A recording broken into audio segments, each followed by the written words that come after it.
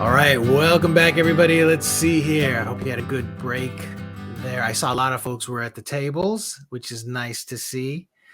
And there you go. I see Ricky Fisher in the audience and all the folks coming in. So we're going to go ahead and get started. We have Sara is back from yesterday. I'm talking about evolving tech trends beyond the LMS. Let me give you Sara's quick bio here. Sara's the CLO for TPLD, teaching a path to learning and development. And after 9 years, Sara left teaching in 2020 and found a position as a senior instructional designer with a major financial institution. And it was that journey that inspired Sara to start a volunteer initiative called TPLD, who is one of our sponsors. And of course, you can find them out in the lounge area on the tables. They work to help teachers make the jump to instructional design by providing free resources and webinars to help light the path. And I do want to say TLDC, that's not helping transitioning teachers is not our exclusive mission. So go to TPLD for all of that stuff. Like after this, I'll continue to try to produce these types of events, but TPLD is really the place that you should try to call home as you're on this journey. So you can find them at teachlearndev.org. And with that, I'm going to go ahead and hide myself and let Sara take it away. Hey, thanks, Luis. So, hi, everyone. Welcome back for day 2. If you were here yesterday, if you weren't here yesterday, welcome to today. I'm Sara Stevick. Like Luis said, I do run TPLD, Teaching a Path to LND. I have been doing this for, total, I guess now 12 years cumulative experience with teaching and then going into instructional design. And I actually spent the last few months, I've been actively exploring my opportunities, unfortunately due to layoff. But prior to that, I was a learning technology manager for a major retail company.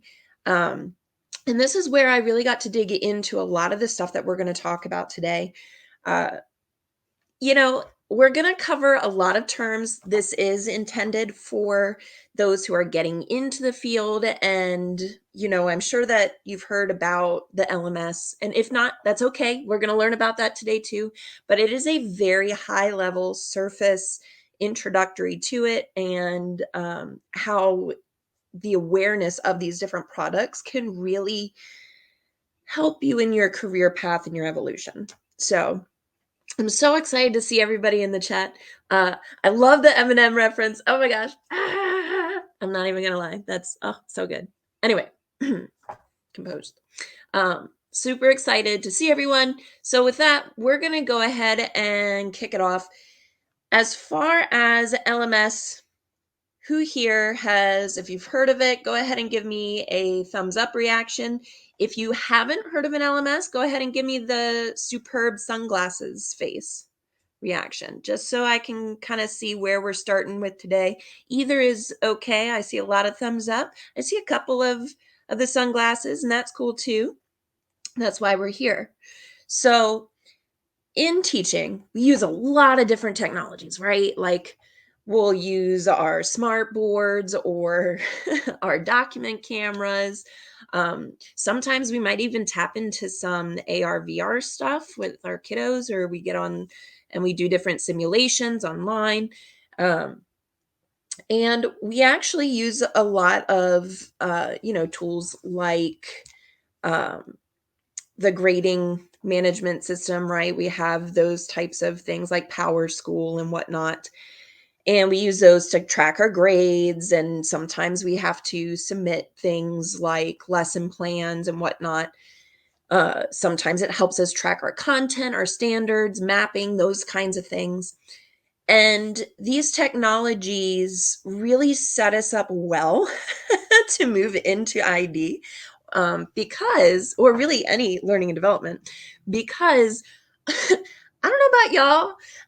Give me a couple laughy cry faces if you've been in the experience of, well, we're going to use this system this year, but 2 months in, we're going to change this system. And then you need to learn this system on top of that system to make this system over here work.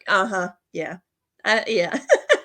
So as teachers, that is something that we bring to the table that is definitely in your back pocket. If you are someone who is very tech savvy, you are the person who is coming in and helping people pick up these new technologies, these ed techs and whatnot, especially during the pandemic. If that was something that you really liked doing, like moving from traditional in-person to remote or even that hybrid environment and using the different technologies there, this is really going to be something that piques your interest. And ID is great. I love being an instructional designer. I also loved being a learning technology manager. Learning technologists, especially in the corporate world, are in high demand, working with the LMS systems and a couple of the other systems we're going to be exploring today. So without further ado, if you have any questions, feel free to drop them in the chat. I'm going to try and stop periodically. So here we go. Okay. This is all of our information. This is where we are. That's who I am. TPLD will help you out. If you have any questions about what you see today or anything of that such, or if you just have random questions, we're always available.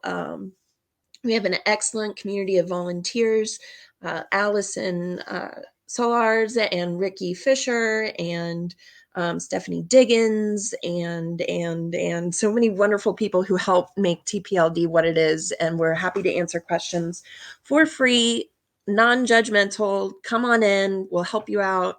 Yeah, agreed, Kara. So moving into, let's take a look at some acronyms that you're probably going to come across. Some of the technologies that we're going to talk about today are not directly related to learning, but they are important for your transition, and they're going to be important for learning in the future state, and we'll get to that. The first one of which I want to talk about is the HRIS, which is the Human Resource Information System. So you apply for a job, you got a job, yay, and all your information goes into this puppy. Okay, this is where they track, store, and do reporting out on different HR data. So it takes a look at your records, when you were hired, what was your resume, what are your skill sets. Oftentimes, it'll also track your performance. You might go in, if you're familiar with, twice a year or once a year when you do your annual reviews with your principal in the education world. You do those types of things in the corporate world as well, and you set goals and you track your progress. Key hint, something I wish I had done when I had first gotten my first job in instructional design, and I may have let loose a few expletives at the end because I did not do this. Write down everything you do for a project that is a result. So, for instance, if you're making an e-learning for, adopting a new form, let's just use that example. So you might have built relationships, type that out. Built rapport with the tech team by X, Y, and Z. This led to what, right?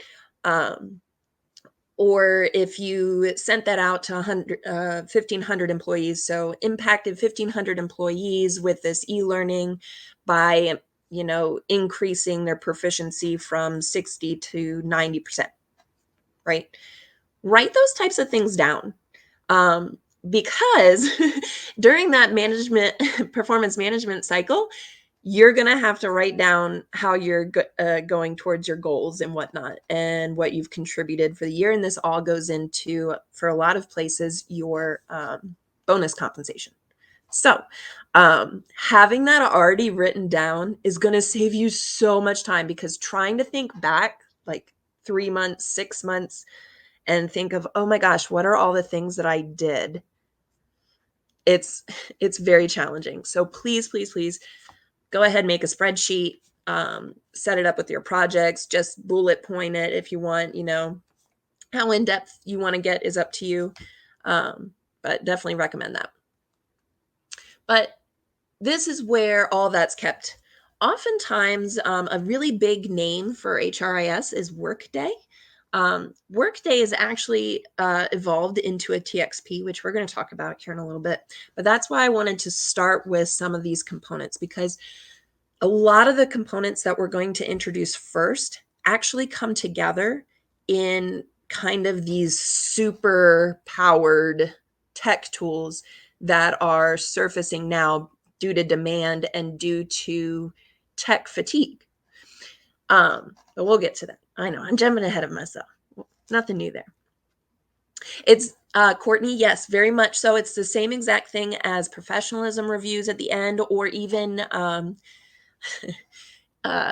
if you have the standards where you have to prove your data points from your students with your principals at the very end, where you say, here's where my learner started, here's where they ended, here's all the documentation of how I got there, these were the lesson plans, these, and.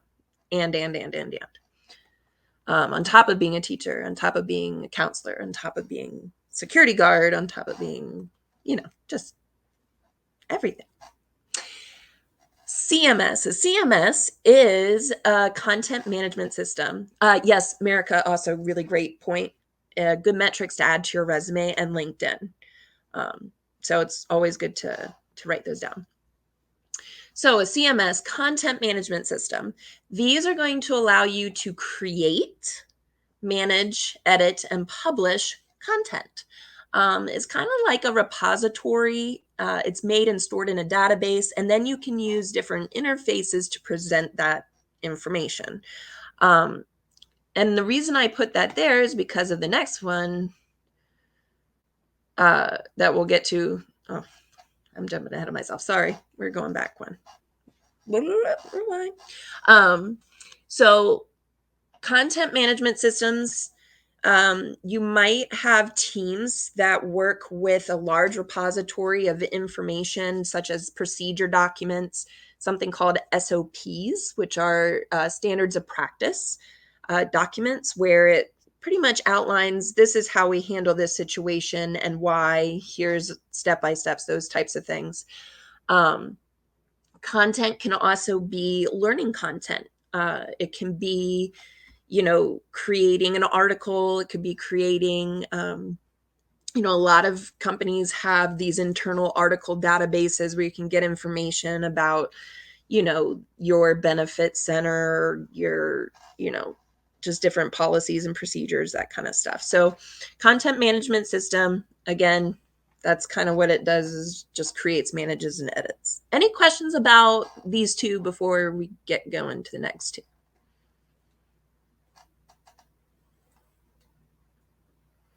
Would Articulate Suite be a CMS? So Articulate Suite, not really. If I'm misspeaking, though, those in the audience, please hold me accountable. Articulate Suite is an authoring tool. I call it a comprehensive authoring tool because it can make a whole bunch of different content. But it doesn't really store the content in a way that is accessible through like a user interface, an end user interface.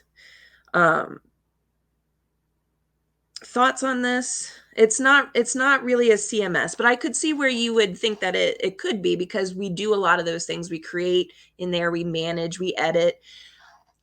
The tricky thing with learning technology and all technology right now, which it makes it so exciting, is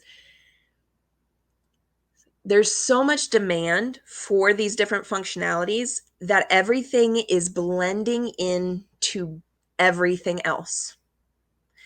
And so what started off as a traditional HRIS or a traditional CMS or LMS or LRS have evolved into these more complex systems that either don't have a name or actually would be classified as something larger and greater, which we're going to talk about. Google Classroom, It would be more of a LCRS, which we're going to talk about here in a minute, which is a learning content management system. Good question. So an LRS, this is a learning record store, and this is just what it sounds like. It collects data, it receives it, it stores it, and it can send it out via XAPI statements. XAPI, if you haven't looked into that, that's an acronym you'll want to know. There's an excellent free boot camp that goes, I think it's called like the XAPI cohort. If anybody has a link to that, definitely go into that a little bit. It is free. But XAPI basically is a collection. It allows learning data to be collected. So behavioral data, like not just how long did they spend in a course and did they make it to the end and did they answer the questions accurately, but you can actually make it more granular than that. Like in the path, did they branch to the right branch? If not, how many times did they go the wrong way, kind of thing. So knowing about XAPI statements and how XAPI works, at least on a very surface level, is going to take you far, and you'll probably find out you'll want to dig down that rabbit hole. And if you do, definitely check out the cohort. There was a question in the chat. Is it possible to go over some common teaching and or L&D examples of each type of system? So again, that's going to be a little bit challenging because these were in their pure form and now they're not, because they've evolved, and that evolution has happened really over the past it's been happening for a long time, but it's really accelerated since the pandemic because of integrations. So I'll do my best to give some examples. My favorite website to kind of check some of these out, the reason why we're just kind of going over the surface level, what are the acronyms, what do they mean, is because you'll be exposed to them, but you're going to come across so many different ones because there's a lot of tech competition and things are coming up. There are going to be well-known ones. We'll talk about a few of those as we get a little bit further for some of these, but G2 is an excellent website to compare different LMSs, different tech tools in general. And it's, so if you just type in types of LMSs, types of CMSs, when I say we're just like barely scratching the surface, I mean, it's so deep. It's so deep. So if you want to learn more about it, definitely go on after this session, Google it. But now at least you have the terms to know, to be exposed to. You don't have to go in depth about a whole bunch of different ones. Okay. All right. So BI tools. A BI tool is a business intelligence tool, which basically allows for information to be retrieved and then put out in a digestible manner. So it analyzes, reports out. Tableau is a very common one that you might come across. Watershed is a good BI tool. So if you've ever used Airtable, not AirMeet, which is confusing because we're in AirMeet right now. AirMeet is a virtual conferencing space, right? But Airtable is a project management planning and system and whatnot, and they have a BI tool and an analytics tool for that. Google Data Studio, if you've used that, is a BI tool, and essentially. But typically, BI tools and LRSs work together, right? So the LRS by itself, in its pure sense and form, just stores it. It retrieves, it stores, and it can send it out. Typically, it sends it out to a interface that you can interact with, like a BI tool. It can also send it out to an LMS, which might have a built-in BI tool. This is why I said it gets a little dicey and a little complicated. There's going to be a lot of things that are intertwined.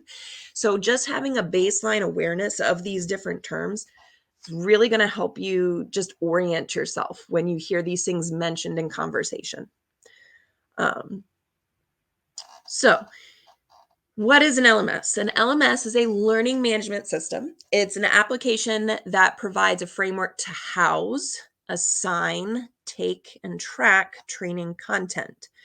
You know, sometimes these might have a social component like forums, or they can leave reviews, those types of things. But this is really more so of a top-down learning management style.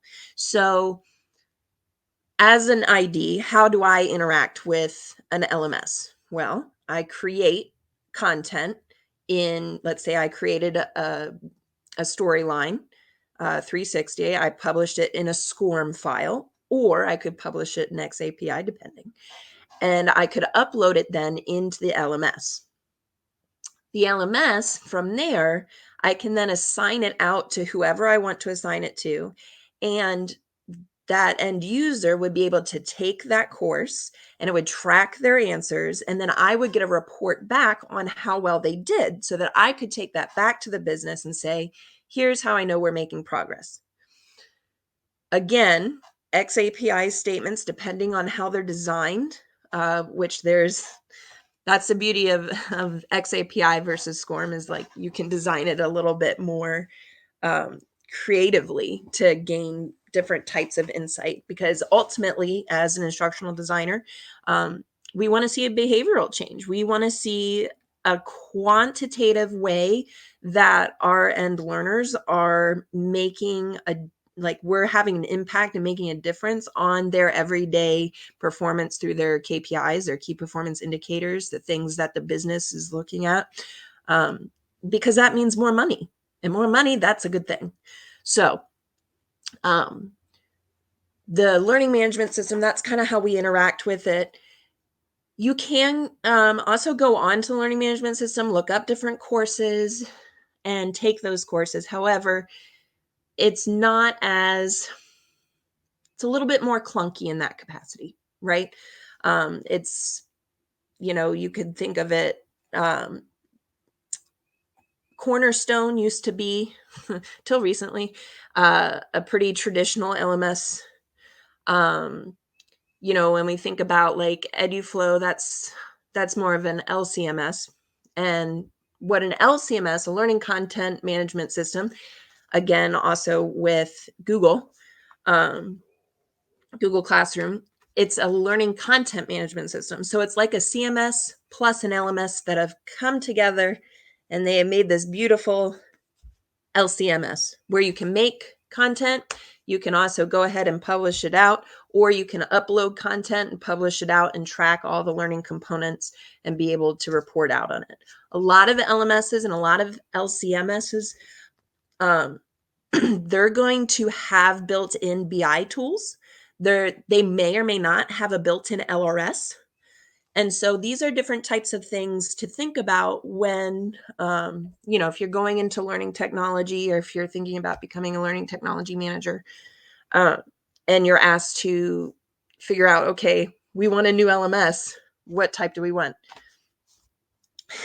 It's like walking into a Baskin Robbins times a million. Because you can get them in so many different flavors nowadays. Let me tell you, and they all come with different things. It's nuts.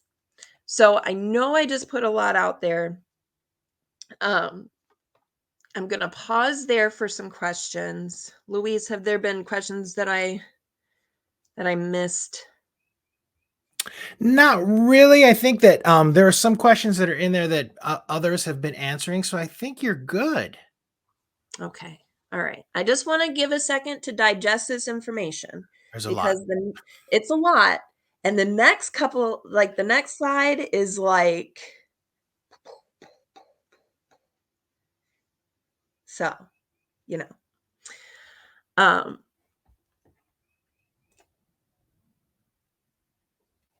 now here's where it just starts to enter like the matrix.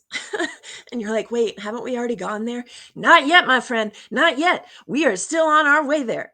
So LXP, this is a learning experience platform. If you can't tell, I really love learning experience platforms. Not as much as I love TXPs though, which is a talent experience platform. But I get so excited. Let's bring it back. Let's dial it back. So an LXP, you know how an LMS, we assign out, it's top down, it's a very linear kind of progression. An LXP actually puts that power back into the learner's hands to search content that matches the competencies they want to work for, based on using like tags and whatnot. And then it recommends additional content. And this content can be in-house content that's created. So an LMS is essentially inside an LXP, okay? And you can search all that content. You can still assign out in the way you could for an LMS, but you can also access all this other learning like LinkedIn Learning and Udemy and then there's often a social component to it. So you can build learning communities where you can actually find learning, assign it to your team or recommend it to your team based on shared skill sets, or see what your teammates are learning so that you can take those trainings too and build the skill sets. And it, I mean, am I right? Am I right? Yeah. This is what Edcast, which acquired Cornerstone, has really become. Another common LXP, Degreed, is considered an LXP. Inside an LXP is also an LRS. Oftentimes there's also a BI tool. So you can think of it as a single entry point instead of having, okay, I have my LMS that I have to go to for my training. And then I have to go to another, like oftentimes we have an access point that has all these like tiles or ways to get to the different things that we need to do the job. Like, oh, I have to go to Workday, or I have to go to Cornerstone, or I have to go here. But an LXP brings all those learning things together. So you can see all the learning data from your, if Degreed plus Watershed. Watershed is a BI tool that they sell. It's what's called an integration. So that means that the two technologies work together and it comes as an already integrated package, which, let me tell you, in the corporate world sells like hotcakes, because that's less lift for your tech team and it's less lift for a digital adoption perspective or a digital transformation perspective. So continuing into that, think LXP, LMS sits inside it, LRS sits inside it. Sometimes a BI tool sits inside it. If it does, that's extra bonus points, right? And these things are all packaged together in this thing. Sometimes it has that community, like Circle or Slack is integrated already, or they have their own social component. And it's user driven. Now, think about a TXP. TXP is a talent experience platform. So it's all of that money, okay, of an LXP plus an HRIS plus content. It is like the holy grail, okay, of technology that spans across talent and learning to make a single entry access point. And just think about the things that you could do with this, right? If your TXP is tracking and managing all of the performance data, and it's in this, and that data is in the same access point as your learning data, you could use the BI tool to kind of see those together to see their performance over time with their learning, to better then assign out and make pathways. Managers could do this with training. So you're putting more access to more tailored and targeted content into the hands of your learners themselves and empowering them to really be able to manage their career trajectory themselves. It's insane. Now, some might hear that and think, oh gosh, I might not have a job. That's not true. That's not true. That's not true. Okay. There will always be the need to create content. This is why content curation has become such high demand, because tagging all that content to make different recommended learning flows, recommending different paths for different managers that are on, that want their team to develop a specific skill set. All of that is going to need learning professionals. It still has the LMS component, still going to be creating content, but this opens up a world of possibility of learning and of talent performance and of promotion and upskilling. That's incredible. Now, in my mind, when I learned about TXPs, I was like, well, why aren't we doing this? What's going on here, right? Let me back up. So, while all this is like super duper exciting, we have to think about the evolution of these things. A lot of companies already have their LMS. They already have their HRIS, and they may or may not have found ways, workarounds to make those connect and work. And it's kind of clunky, but it works. It's already paid for. Well, it's mostly contracted out because everything's subscription. And a lot of these companies, like we were mentioning earlier, that had a traditional LMS or traditional HRIS or CMS, a lot of these companies that have had those have needed to compete with TXPs, with LXPs, right? So how do they do that? Well, they do that by offering more and more and more capabilities from their tech. Oh, we can integrate too, or we can integrate too. So a lot of these technologies are becoming like an evolved form of their traditional sense. They're not yet truly LXPs or TXPs. It might be more clunky, but because it's already established in the company, it's going to make that very tempting to stay, because the amount of money to research and acquire and then go through digital transformation for something that spans a lot of different workflows and departments is a huge undertaking, and it's very expensive. Now, if companies are already using something that's become a TXP, like companies that use Workday technically offers all the capabilities of a TXP. However, they sell it as add-on things. So companies can then go in, say, oh, I want your learning platform too, so that, the talent piece can talk to the learning piece and we can offer coaching and all this stuff. And Workday's like, that's excellent. That'll be an extra whole other cost thing. And then we have to integrate it this way, but we'll integrate it. It's very expensive. And so companies are like, well, we already have our LMS and it's working to do the same thing, maybe not at that level. So we're not really ready to buy into that yet, because 70% of digital adoption initiatives fail because of the amount of planning and the more departments that you have to get aligned with the taxonomy. Because if we're thinking about TXP, that means all the tagging taxonomy has to be the same across the HR departments, the learning departments. Oftentimes, if you have, your communication department, like, it's very intense to get everybody on the same platform, on the same language, switched over from how you were doing things before to this. It's a big undertaking.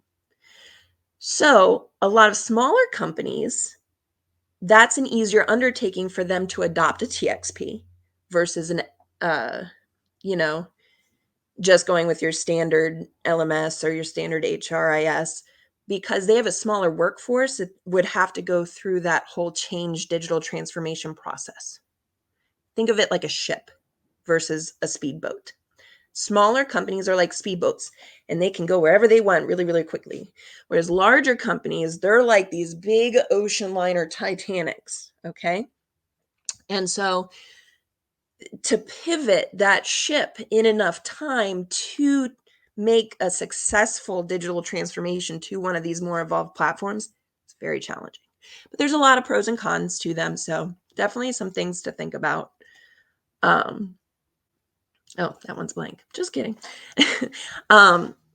One so maybe soon there could be an AI bot for transferring all that data and linking taxonomy. But right now, that's a pretty manual process for a lot of the different LXPs and TXPs that I've come across. And even if they offer the service of providing a taxonomy, oftentimes each company is so unique in their skill sets that they require for different jobs, and their learnings are unique that they have to come up with either their own or a modified version of the ones that come out of the box.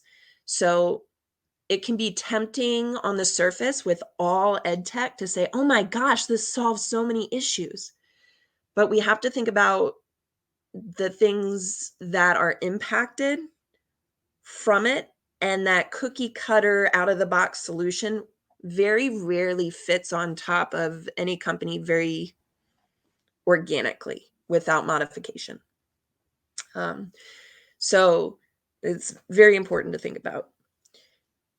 Another tool I wanted to talk about that I don't have a slide for are digital adoption platforms. So digital adoption platforms like WalkMe, WhatFix, those types of things, they work to help businesses adopt a new technology. Now, these platforms, they can be used by product teams that are introducing a new user interface for their company, for whatever workflows. Oftentimes it's used by learning teams and it is taken on by learning teams.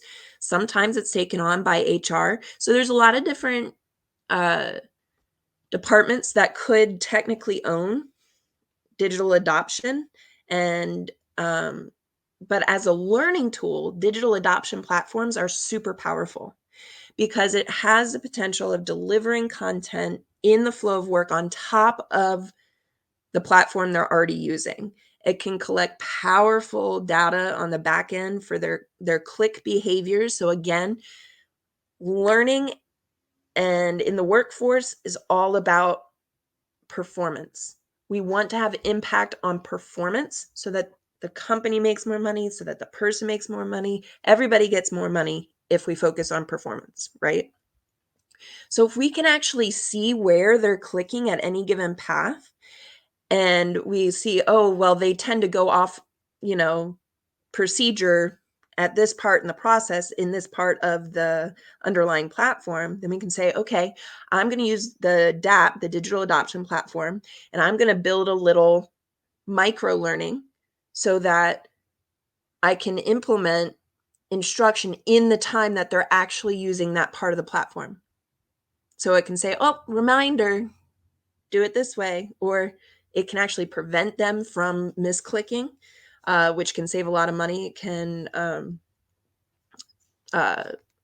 automate processes, which is amazing. The potentials of digital adoption platforms are amazing, and they are going to be the way of systems training of the future. And the reason I truly believe that is because traditional ways of systems training is to create an e-learning or a video or this or that. Videos, once you get past 3 clicks, people aren't retaining if they're not practicing that with it. So really needing to dig into letting them practice. So we're like, okay, well, let's make a simulation so it'll teach them, and then they get to click along. If you've ever, or if you haven't, you've got to try it because it's really cool. Storyline offers that, the demo, record it, try it, demo, test kind of environment. And it allows you to record the screen and ask the users to click, right? This all sounds great. And it sounds like, well, if we have that, why would we need a DAP? The reason for that is because traditional applications and softwares used to have to be downloaded, or you have to buy the disk, or, okay, I'm going to age myself here. You'd have to get the floppy, right? Or like the 28 floppies that it would come on. And you would have to install it on your computer. And when you would do that, it takes a long time to get out those physical updates. So softwares in their traditional sense used to update once a year, maybe every 6 months. That's plenty of time for a learning professional to get the new information, make a new training, get it out, and start the training process in a tolerable rate of change for the end user, where they're not feeling overwhelmed. Now we have what are known as SaaS applications.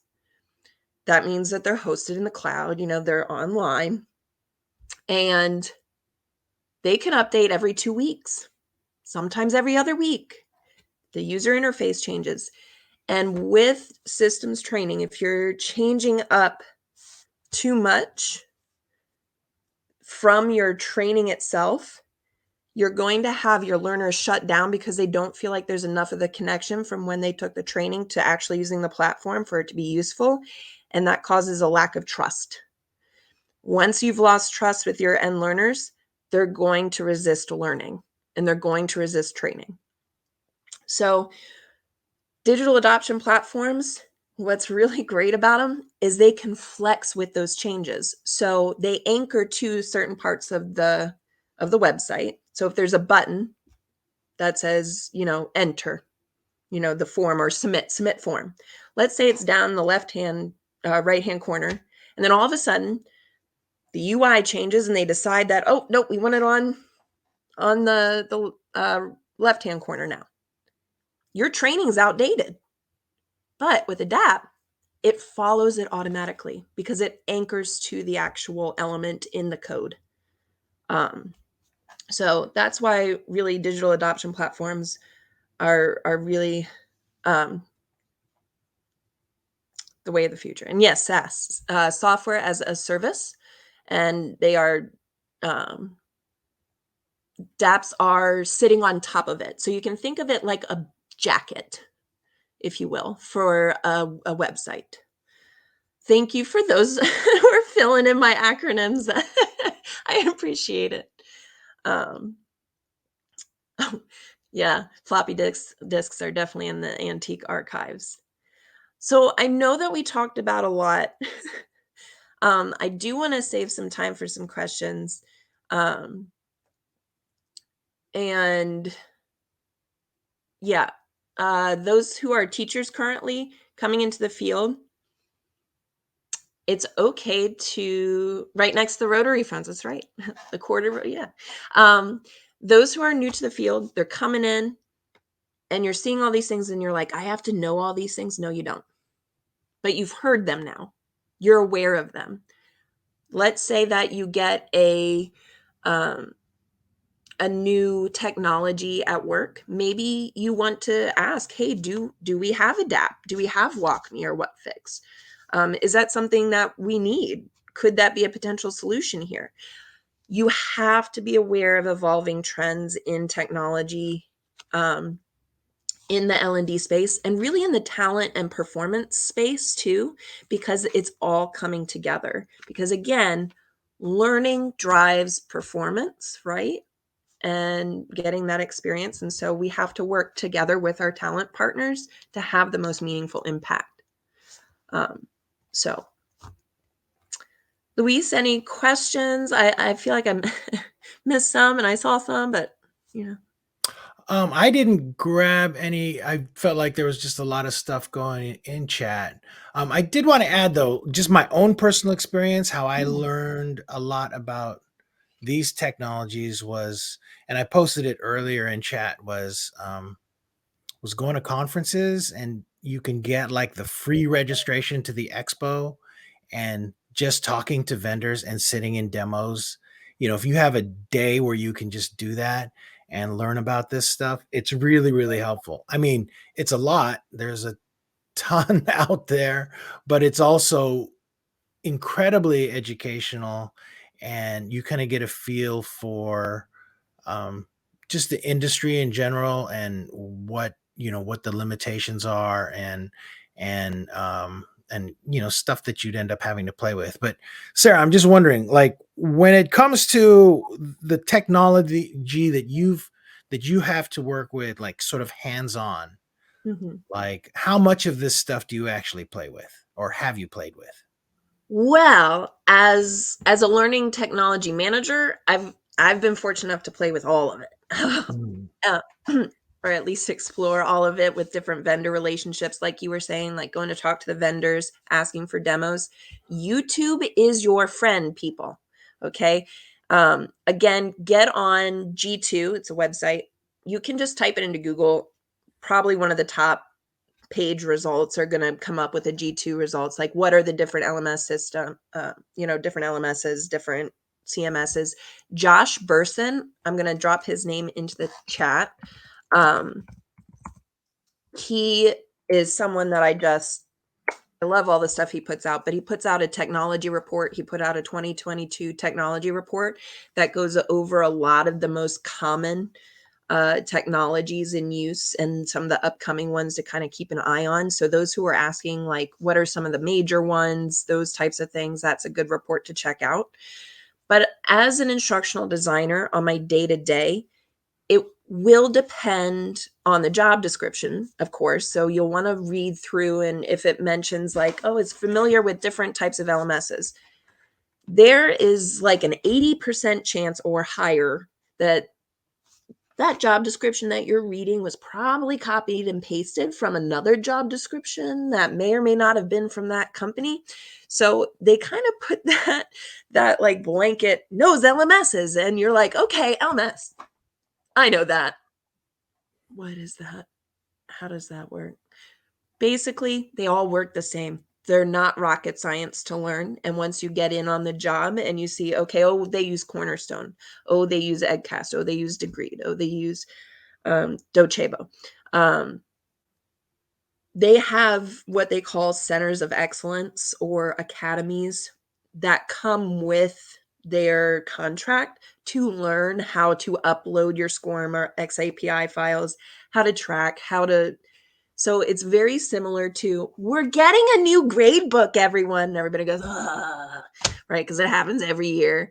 Um, it's the same thing for LMS. So it's going to matter per job. You will be working in authoring tools, whether that's Google Suites or Google Workplace tools like Google Slides and that kind of stuff, and making those more of those types of things, whether it's Microsoft Office, whether it's Articulate 360, or you're using like the eLearning Brothers different authoring tools. They have Lectora and like other AI, or not AI, Jiminy Cricket's AI is like on the brain, AR, VR, uh, content creator tools, those types of things.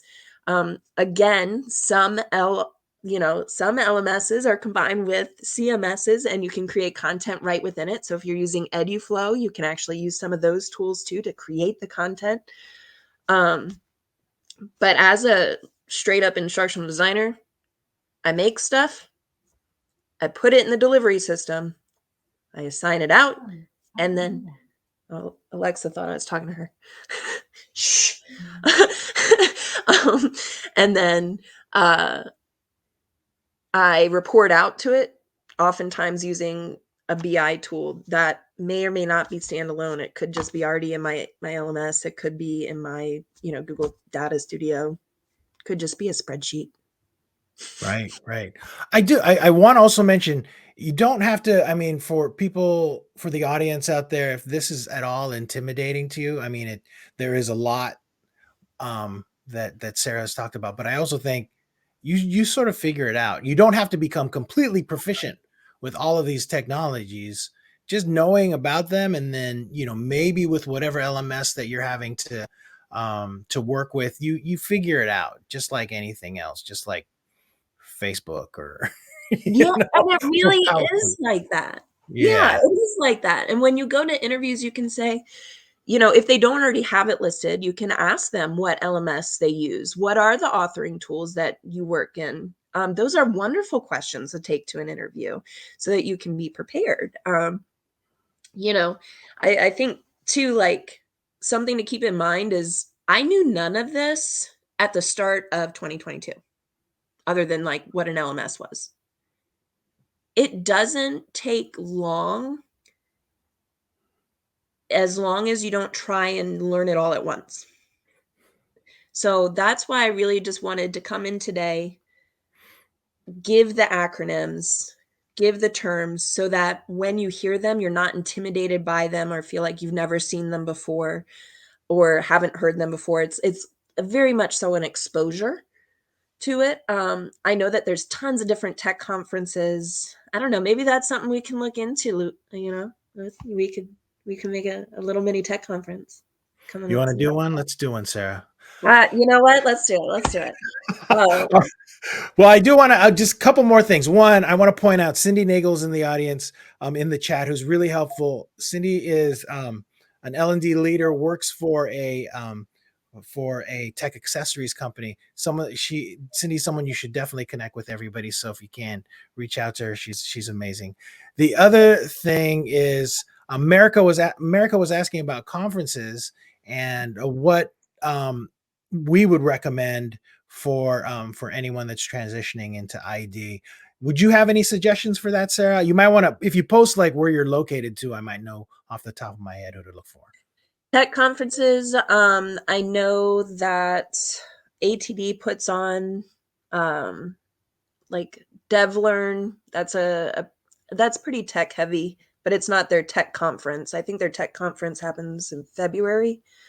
Um, but I just saw a great person to follow, Betty Danowitz. She does the If You Ask Betty podcast, and she presents typically within the L&D Tech conference circuit, and so she always tends to have the 411. If y'all remember Yeah. what 411 means. So Again, DevLearn, aging myself. Sorry.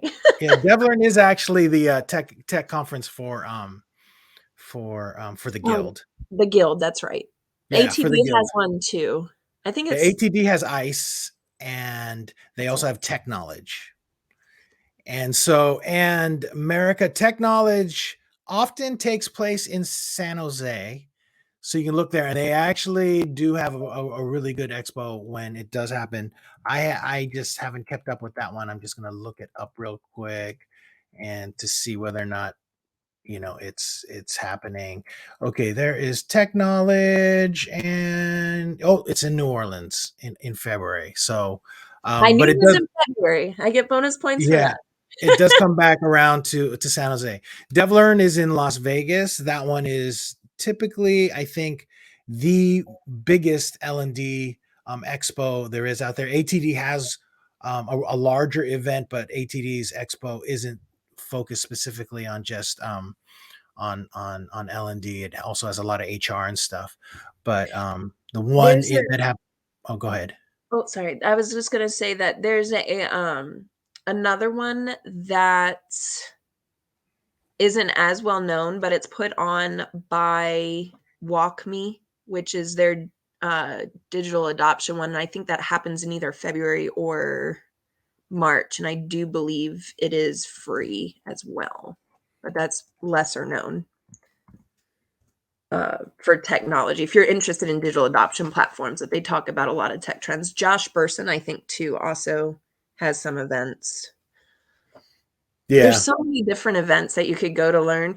Honestly, if you're interested in it, you can find a lot of the recordings on YouTube from previous conferences. eLearning Brothers, they put out a lot of webinars and free stuff, and they have a YouTube channel where they go over different technologies too. So, yeah, I would start there because it's full free.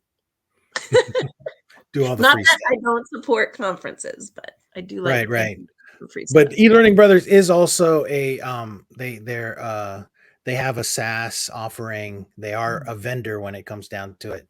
and They are. you'll see them usually at the expos themselves. They, and they did just buy Trivantis, Lectora, and all that stuff, and are gobbling up all kinds of other companies. So yeah. Yeah, they're becoming pretty big. I would always for those who are getting into like the learning technology space and you're asked to uh build vendor relationships, look at contracts, do what's called an RFP and figure out if you're going to acquire a technology, something I would really always recommend keeping in mind at the end of the day, they're going to try and sell you the golden goose. And that golden goose may or may not lay golden eggs. And you gotta remember that. And at the end of the day, they're there to make a sale. So do your due diligence, compare and contrast, talk with different vendors, effectively challenge what they're telling you, talk to people who use it. It's almost like you're an investigator Mm-hmm. for like a PI, yeah. Don't just go for the stuff that says VR and AI and all the shiny, blingy stuff. Make sure that it's stuff that's been like established. Yeah. Yeah, and that's the other thing too. A lot of companies really need to think about, and they will think about their cybersecurity aspect of it and making sure that a company is vested and has high profile clients that need that. These are all things to take into consideration, but that's a whole nother webinar for a whole nother day. All right. Well, Sarah, thank you so much for doing this. Another wonderful one. There is a lot of information in here. You did great with the slides. Oh, thank you. So, yeah, and Well, I'm I'm happy to actually, share it out. It's not really, could you know. you? I think that would be really, really helpful. Yeah, sure, not a problem. I'll send it over and I'll send it over to you if that's okay. Absolutely. And we'll get it out that way. So, Okay.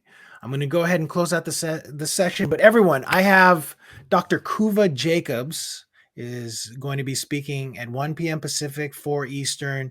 She's in Australia, but she's going to be talking about busting learning myths. I think that one is really, really important for the transitioning teachers to check out. There is a lot that I think the L&D audience knows, or L&D practitioners knows, versus like what teachers know about learning myths. So please show up for that one, and that's going to be taking place in a couple hours. So hopefully we'll see you there. And with that, Sarah, thank you again. Thank you, TPLD. Tables will be going, and we'll see you in a little while. thanks everyone. All right, bye everybody.